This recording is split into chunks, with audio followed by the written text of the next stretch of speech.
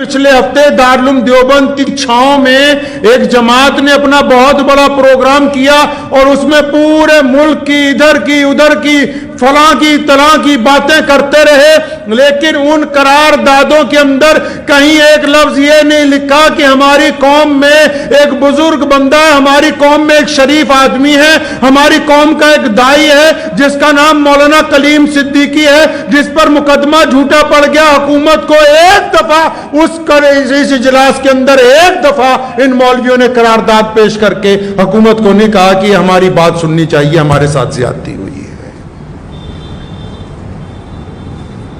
लेकिन दावा है कि हम हमदर्द हैं कौम के,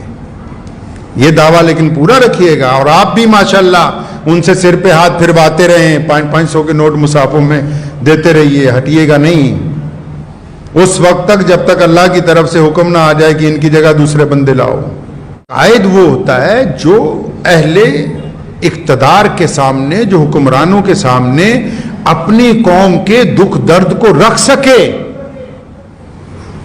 चमचों और लीडरों में फर्क होता है। हुकूमत को चमचों की जरूरत नहीं होती। हुकूमत कोई भी हो, सरकार कोई भी हो, चमचे तो जब कई सरकार बनती बहुत सारे आ जाते, लेकिन आपको ये राज की बात बताऊं, हुकूमत को चमचों की जरूरत नहीं होती। हुकूमत को लीडरों की जरूरत होती जो आके बता सके उनको कि जमीन पर क्या अच्छा चल रहा है, क्या बुरा चल रहा है।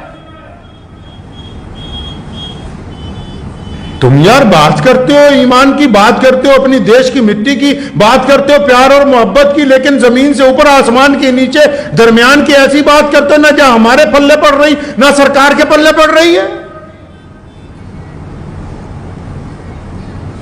अगर आप ये कहते हैं कि हम मुसलमानों के नुमाइंदे हैं, तो आपको अपने काम करने से पहले नुमाइंदा, अगर मुसलमानों का नुमाइंदा बनना है तो अल्लाह और उसके रसूल सल्लल्लाहु अलैहि वसल्लम के हुक्म के मुताबिक बनना होगा। आपकी मर्जी नहीं चलेगी। आपको अल्लाह और उसके रसूल सल्लल्लाहु अलैहि वसल्लम के हुक्म के मुताबिक नुमाइंदगी करनी है। तो आज बस जुमे में इरादा पहले था कि प्यारे नबी हज़रत मोहम्मद रसूलुल्लाह सल्लल्लाहु अलैहि वसल्लम की सीरत के कुछ और वाक़यात पेश करूंगा, लेकिन गुज़िश्ता एक हफ्ते से लगातार यही बयानात सुन रहा था तो दिल में आया कि कम से कम अपनी कौम के जो बड़े हैं उनको गुजारिश ही कर दूं कि हजरत अगर आप वाकई इत्तफाक की बात करते हैं तो हमें तो आप सारे के सारे बड़े अकाबिर हजरात, जितने बड़े अकाबिर उलमा हैं, जितने बड़े अकाबिर मुसलमान लीडरान हैं, हमने तो इनको अभी तक एक स्टेज के ऊपर नहीं देखा है।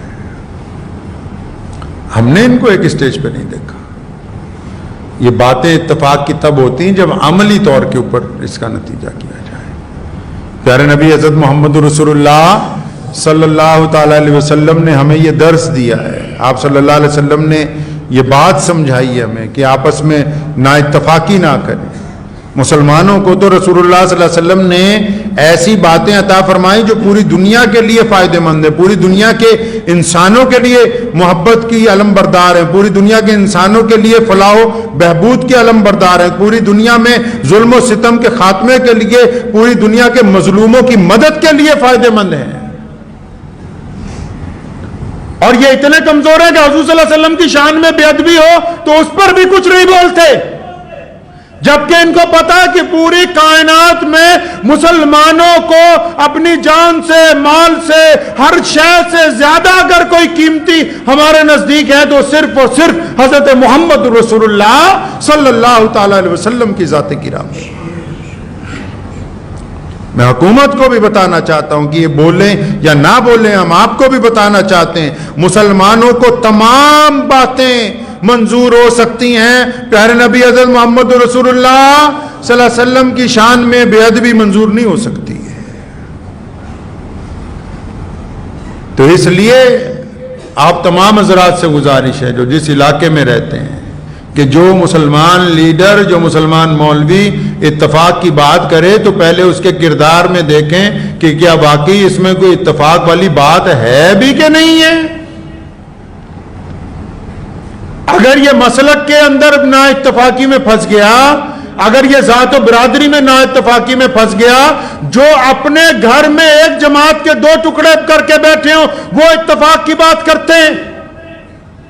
جو مسلک کی بنیاد پر دوسرے کو غیر مسلم قرار دے دیں وہ بھی اتفاق کی بات کرتے ہیں۔ حیرت انگیز گفتگو ہے ان حضرات کی،